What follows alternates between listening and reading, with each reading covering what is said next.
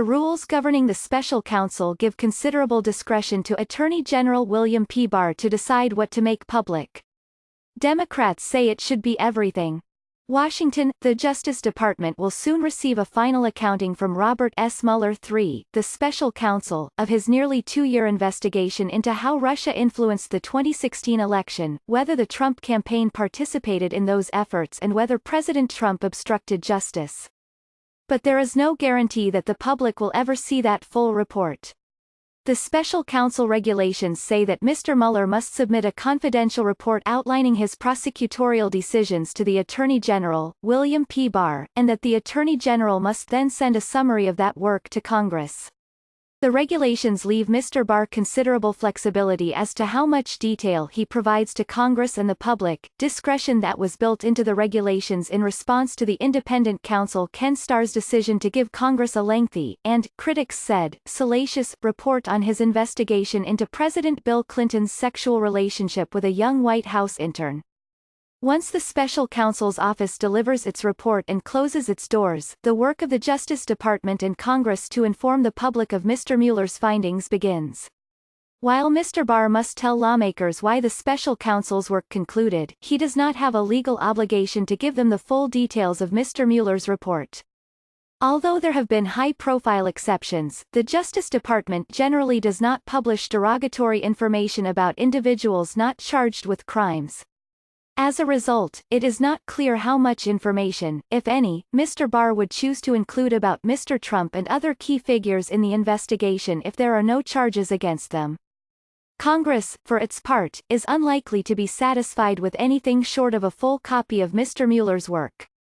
Democrats have expressed concern that Mr. Barr harbors a pro-Trump bias, in part due to his expansive view of executive power and also because, before being nominated as Attorney General, he wrote a 19-page memo arguing that Mr. Trump's decision to fire James B. Comey as FBI director was not an act of obstruction.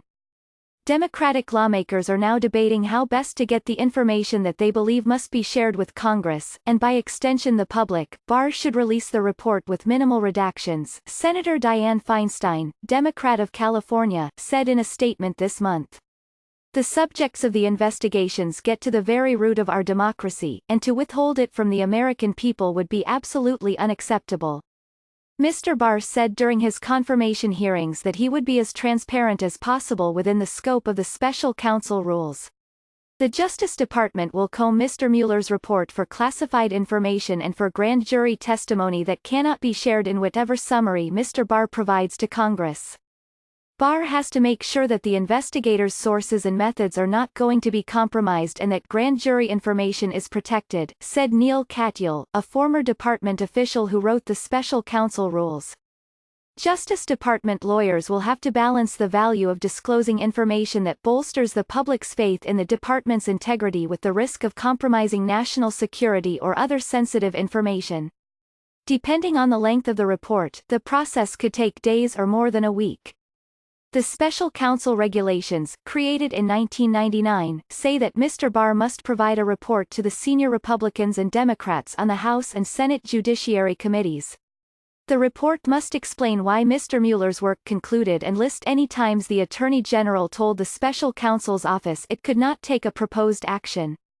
The regulations are not specific about how much detail Mr. Barr must provide, stating that the Attorney General could publicly release the report if he determines it is in the public interest. Mr. Barr has said he will hew closely to the rules, which give him the option of sharing only a bare-bones accounting of the Mueller report. Democrats in Congress have said they want to see the whole thing.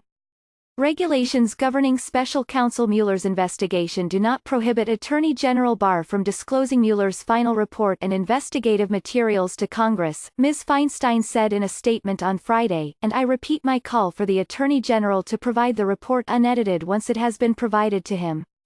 Some of the key questions in the special counsel's investigation concern whether Mr. Trump was working on behalf of Russia and whether he obstructed justice, serious allegations that could result in criminal charges. A long-standing Justice Department opinion says that a sitting president cannot be criminally indicted, guidance that makes it unlikely that Mr. Mueller will charge Mr. Trump.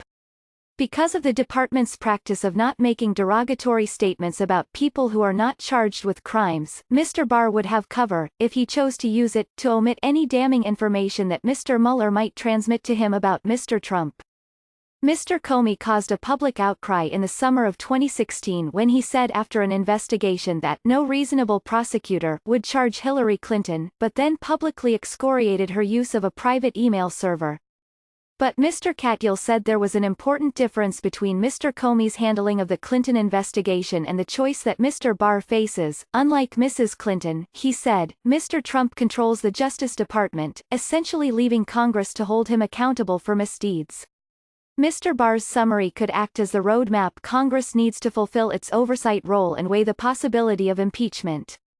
The question of how or whether the department would handle a referral to Congress for impeachment remains unclear. If Mr. Mueller found that the president committed a grave offense and wants Congress and the world to know, he could seek an indictment of the president. If Mr. Barr then chose to stick with the department's opinion that a sitting president cannot be indicted, he would have to inform Congress of that decision, because the special counsel rules require the Attorney General to tell Congress of any time that he denied a proposed action by the special counsel and why.